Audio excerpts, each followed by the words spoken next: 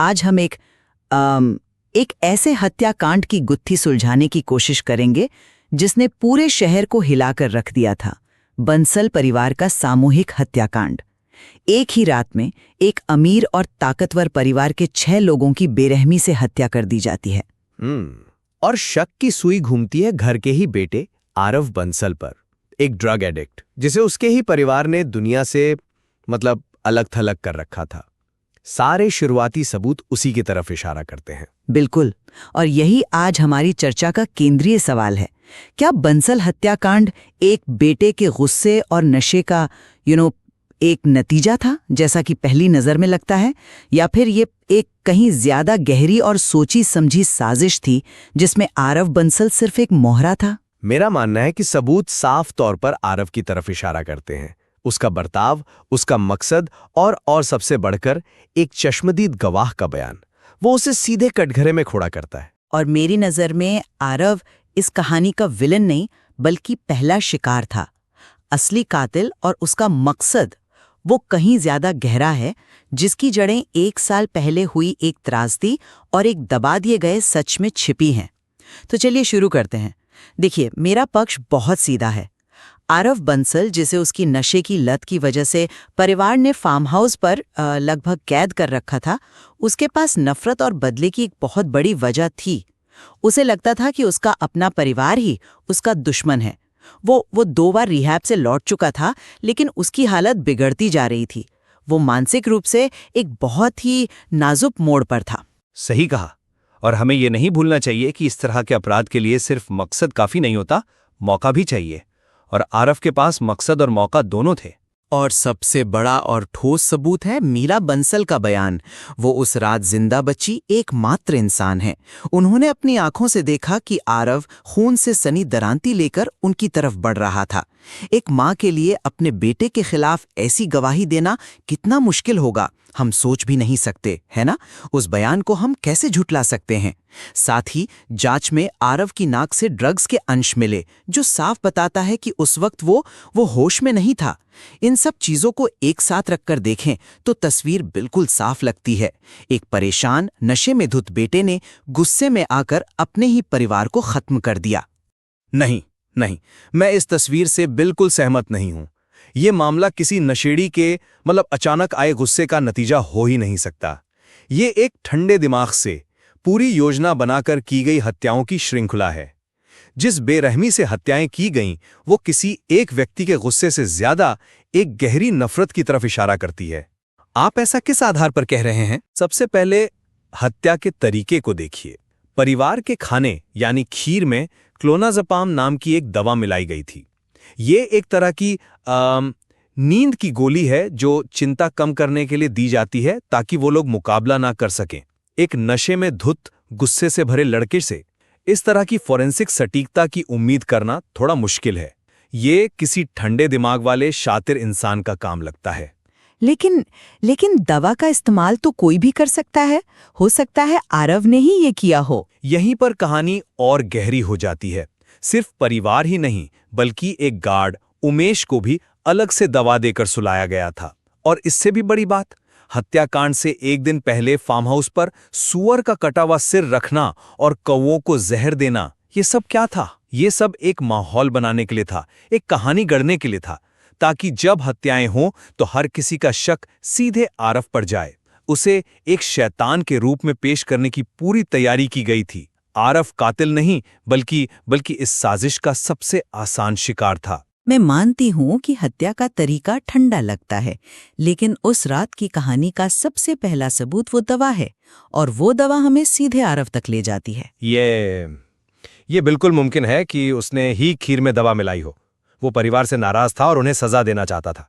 और ये दवा क्लोनाज़ेपाम उसकी माँ मीरा बंसल लेती थी। तो क्या ये मानना मुश्किल है कि आरव ने उनकी दवा चुरा ली हो? उसने दवा चुराई हो सकती है, मैं ये मान सकता हूँ, लेकिन क्या उसने इतनी सटीक योजना बनाई? जरा सोचिए, आरव ये कैसे तय करता कि कौन खीर खाएगा और कौन नहीं? उसकी बहन आस्था, वो लैक्टोज इंटॉलरेंट थी, उसने खीर नहीं खाई। उसकी माँ मीरा का उस रात मन नहीं था, उन्होंने भी नहीं खाई। और गार्ड ओम प्रकाश, वो उस वक्त राउंड पर था, इसलिए वो भी बच गया। एक नशे में धुत लड़का इतनी बारीकी से कैसे सोच सकता है? उसे कैसे पता होता कि कौन क्या खाएगा और कौन उस वक्त कहाँ होगा? तो आपका कहना है कि ये किसी और का काम है, कोई ऐसा जिसे घर की हर छोटी बड़ी बात पता थी? बिल्कुल, ये किसी ऐसे व्यक्ति का काम लगता है जिसे घर के हर सदस्य की दिनचर्या, उनकी खाने पीने की आदतें, सब कुछ पता हो। जो जानता था कि आस्था खीर नहीं खाएगी या उमेश को अलग से कैसे सुलाना है। ये किसी ऐसे का काम है जो सालों से उस घर का हिस्सा रहा हो, हर कोने से वाकिफ हो और जो आरव से कहीं ज्यादा शातिर और धैर्यवान हो। ये आरव के प्रोफाइल से मेल नहीं खाता। चलिए, आपकी इस बात को कुछ देर के लिए मान भी लें, लेकिन फिर हम मीला बंसल के बयान का क्या करेंगे? उसे नजरअंदाज नहीं किया जा सकता। उन्होंने जो देखा वो हकीकत है। उन्होंने आरव को हाथ में दरांती लिए देखा। उसी हाथापाई में दूसरा गार्ड ओम प्रकाश घायल हुआ और आरव पूल में गिरकर मर गया। ये सब तो आरव के हिंसक होने की तरफ ही इशारा करता है। दिन के आखिर में हमें किस पर यकीन करना चाहिए? एक जटिल साजिश की थ्योरी पर, या उस माँ की आंखों पर जिसने अपने बेटे को हाथ में हथियार लिए देखा? अच्छा हुआ पहलू भी। लेकिन क्या हमने इस पर विचार किया है कि मीरा ने घटना का अंत देखा, शुरुआत नहीं? जब कोई इंसान ऐसे भयानक सदमे से गुजर रहा हो तो क्या उसकी याददाश्त पर पूरी तरह भरोसा किया जा सकता है? आप कहना क्या चाहते हैं? क्या वो झूठ बोल रही हैं? झूठ नहीं, लेकिन हो सकता है उन्होंने जो देखा उसे गलत समझा हो। जरा इस नजरिए से देखिए, क्या यह मुमकिन नहीं कि आरव ने असली कातिल यानी ओम प्रकाश को अपने माता पिता के कमरे में देख लिया हो? विवेक और सीमा बंसल ने संघर्ष किया था, जिसका मतलब है कि वे पूरी तरह बेहोश नहीं थे। हो सकता है उनकी आवाज सुनकर आरव अपने कमरे से बाहर आया हो और उसने ओम प्रकाश को देख लिया हो। तो आप कह रहे हैं कि आरव अपने माता पिता को बचा रहा था? हाँ, हो सकता है कि उसने ओम प्रकाश से हथियार छीनकर उस पर हमला किया हो। और ठीक उसी वक्त मीरा कमरे से बाहर आई। उन्होंने क्या देखा? उनका बेटा खून से लथपथ हाथ में दरांती लिए खड़ा है। उस एक पल में, उस दहशत में कोई भी मां क्या सोचेगी? उसने मान लिया कि उसका बेटा ही कातिल है, जबकि शायद आरव उस असली कातिल को रोक रहा था। मीरा को देखकर ओम प्रकाश नीचे भागा और जब आस्था बाहर आई तो वापस ऊपर भागा, खुद को एक हीरो की तरह पेश करने के लिए। मीरा को लगा कि ओम प्रकाश उन्हें बचाने आया है, लेकिन असल में वो अपनी जान बचा रहा था। यह एक दिलचस्प थियरी है, लेकिन ये बहुत ज्यादा अगर मगर पर टिकी है। इसके मुकाबले आरव का मकसद बिल्कुल साफ है, कैद और अलगाव का बदला। उसे एक जानवर की तरह फार्म हाउस पर बंद कर दिया गया था। उसके पिता तक उसके लिए खड़े नहीं हुए। ये किसी भी इंसान को हिंसक बनाने के लिए काफी है। मैं मानता हूं कि आरव के पास गुस्सा करने की वजह थी, लेकिन एक इससे भी बड़ा और गहरा मकसद मौजूद है जो हमें इस कहानी के असली खलनायक तक ले जाता है। और वो मकसद 1 साल पहले हुई गैस लीक की त्रासदी से जुड़ा है। आप उस स्कूल वाले हादसे की बात कर रही हैं जिसमें कई बच्चों की मौत हुई थी? जी हां, उस हादसे में न सिर्फ मीरा का छोटा बेटा अर्जुन मारा गया, बल्कि गार्ड ओम प्रकाश की बेटी रिंकी की भी मौत हुई थी। दोनों एक ही स्कूल में थे, एक ही क्लास में, और यहीं से बंसल परिवार का असली चेहरा सामने आता है। उन्होंने अपने अखबार प्रभात मंथन का इस्तेमाल करके इस खबर को पूरी तरह से दबा दिया। जिस कोरियन फैक्ट्री से गैस लीक हुई थी उसे रातों रात बंद करवा दिया गया ताकि कोई जांच ना हो सके। लेकिन इसका ओम प्रकाश से क्या लेना देना है? वो तो एक वफादार गार्ड था। वफादार? उसे इंसाफ नहीं मिला। उसकी बेटी को मरने के लिए छोड़ दिया गया, जबकि बंसल परिवार ने अपने बेटे अर्जुन को इलाज के लिए लंदन भेज दिया। हालांकि उसे बचाया नहीं जा सका। जब ओम प्रकाश और दूसरे गरीब माता पिता ने आवाज उठाने की कोशिश की तो उनकी पूरी बस्ती उजाड़ने की धमकी देकर उन्हें चुप करा दिया गया। अब आप बताइए, किसका मकसद ज्यादा बड़ा है? एक बिगड़े हुए लड़के का गुस्सा या उस लाचार पिता का 1 साल से सुलगता हुआ बदला, जिसकी बेटी की मौत का सौदा कर लिया गया था और उसे इंसाफ के नाम पर सिर्फ जिल्लत मिली? वो 1 साल से इस मौके का इंतजार कर रहा था। आप जो कह रहे हैं वो मामले में एक और परत जोड़ता है, मैं ये मानती हूँ। ओम प्रकाश का मकसद वाकई बहुत मजबूत है, लेकिन ये परत आरव के खिलाफ मौजूद ठोस सबूतों को हटा नहीं देती। ये बस कहानी को और ज्यादा दुखद बनाती है, जहां शायद 2 अपराधी थे, एक नहीं। इससे ये कैसे साबित होता है कि उसने आरव को फंसाया? मैं माफी चाहता हूं, लेकिन मैं इस बात से बिल्कुल सहमत नहीं हूं। सारे सबूत चीख चीख कर कह रहे हैं कि आरव को फंसाने की पूरी तैयारी की गई थी, और ये तैयारी ओम प्रकाश ने ही की थी। वही था जो आरव को छुपकर ड्रग सप्लाई करता था, ताकि उसकी लत बनी रहे और वो हमेशा एक आसान निशाना बना रहे। और वो सुअर के सिर वाली घटना, उसका क्या? वो भी ओम प्रकाश का ही काम था। उसने आरव का फोन इस्तेमाल करके उन 2 लोगों को सुअर का सिर रखने के लिए बुलाया था। कौओं के पानी में ड्रग्स भी उसी ने मिलाए थे। उसने एक एक करके सारे मोहरे अपनी जगह पर रखे। ये एक ऐसी कहानी घड़ी गई थी ताकि जब हत्याएं हों तो पुलिस, मीडिया और यहां तक कि परिवार के लोग भी एक ही नतीजे पे पहुंचे। ये सब एक ड्रग एडिक्ट, मानसिक रूप से अस्थिर आरव का ही काम है।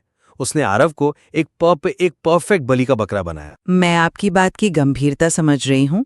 ये मानना कि किसी ने इतनी लंबी साजिश रची, कौओं को जहर देने से लेकर सुअर का सिर रखने तक, सिर्फ एक लड़के को फंसाने के लिए, ये थोड़ा फिल्मी नहीं लगता? क्या ये ज्यादा आसान और तार्किक नहीं है कि एक नशेड़ी ने ही गुस्से में ये सब किया हो? फिल्मी इसलिए लग रहा है क्योंकि हम एक गरीब, लाचार गार्ड से इतनी शातिर योजना की उम्मीद नहीं करते। लेकिन जब किसी इंसान से उसका सब कुछ छीन लिया जाता है, जब सिस्टम उसे कुचल देता है, तो वो कुछ भी कर सकता है। ओम प्रकाश का बदला, वो ठंडा और सोचा समझा था, आरव के गुस्से की तरह गर्म और अचानक नहीं। उसने 1 साल तक इंतजार किया, हर चीज की योजना बनाई, और फिर उस रात को अंजाम दिया जब उसे पता था कि आरव नशे में होगा और सारा इल्जाम उस पर आसानी से आ जाएगा। लेकिन फिर भी एक सवाल बचता है, अगर ओम प्रकाश इतना ही शातिर था, तो वो हाथापाई में घायल कैसे हो गया और आरव की मौत कैसे हुई? ये हिस्सा आपकी थ्योरी में फिट नहीं बैठता। क्यों नहीं? जैसा मैंने पहले कहा, आरव ने उसे अपने माता पिता के कमरे में देख लिया होगा। दोनों के बीच जबरदस्त लड़ाई हुई होगी जिसमें ओम प्रकाश घायल हो गया। आरव उससे दराती छीनकर उस पर हावी हो गया था, लेकिन तभी मीरा आ गई। मीरा के चिल्लाने और बाकी लोगों के जागने के डर से ओम प्रकाश ने आरव को धक्का दे दिया होगा, जिससे वो अपना संतुलन खोकर पूल में जा गिरा और डूब गया। आरव की मौत भी उस साजिश का ही एक हिस्सा बन गई, एक ऐसा हिस्सा जो शायद प्लान नहीं किया गया था, लेकिन जिसने ओम प्रकाश के रास्ते को हमेशा के लिए साफ कर दिया। इस चर्चा के बाद ये तो साफ है कि जो मामला पहली नज़र में एक खुली किताब जैसा लग रहा था, वो असल में कई परतों में लिपटा हुआ है। आरव के खिलाफ सबूत आज भी बहुत मजबूत हैं, खासकर उसकी मां का बयान। लेकिन ओम प्रकाश का मकसद, उसकी योजनाएं और आरव को फंसाने की संभावना को भी अब नज़रअंदाज नहीं किया जा सकता। शायद सच इन दोनों कहानियों के बीच में कहीं छिपा है कि उस रात आरव की असल मनस्थिति क्या थी। क्या वो एक कातिल था या अपने परिवार को बचाने वाला एक बेटा? मेरे विचार में सबूत और हालात साफ दिखाते हैं कि आरव एक मोहरा था, एक दुखद शिकार। असली कातिल ओम प्रकाश था। ये कहानी सिर्फ एक परिवार की हत्या की नहीं है। ये कहानी है सिस्टम के फेल होने की, ताकत के घमंड की, और एक ऐसे लाचार पिता के बदले की जिसे समाज और कानून दोनों ने अकेला छोड़ दिया था। ये हमें एक असहज सवाल पूछने पर मजबूर करती है। जब किसी को न्याय देने में पूरी व्यवस्था नाकाम हो जाती है, तो क्या बदला लेना ही एकमात्र रास्ता बचता है? बंसल हत्याकांड हमें ये याद दिलाता है कि सच अक्सर सतह के नीचे कई कहानियों के पीछे छिपा होता है। क्या सच वो है जो आंखें देखती हैं, या वो जो सबूतों के पीछे की अनकही दास्तां बयां करती है? इस सामग्री में यकीनन और भी बहुत कुछ है जिस पर गहराई से विचार किया जा सकता है।